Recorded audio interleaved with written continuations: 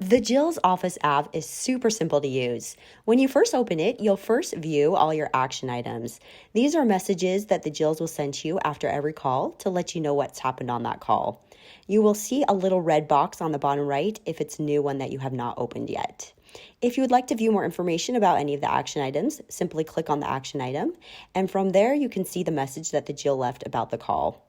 If you click on the little pencil on the top right, then you can get more information with their contact info. If you would like to reply to the action item to get more information about the call or to request for us to call someone back, simply put a reply in the action item and send it over to Jill. That will go to our outbound team and they will take care of that for you and reply back to you as soon as that's been taken care of for you. As you can see, there are 3 different action item folders. Assigned to me are the ones the Jills have sent over to you with notes about the calls. Assigned to Jills are the ones you are waiting a response back from Jill's office. And closed are the ones you want to archive. Please be sure to not close an action item if you are still awaiting a response from Jill's office.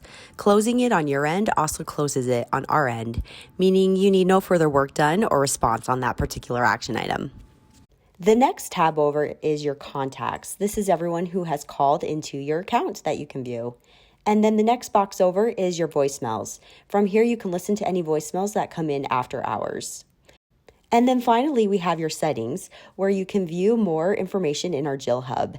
We have partner discounts, we have a Facebook group you can join, we have master classes you can review, as well as other resources to help you better improve your business.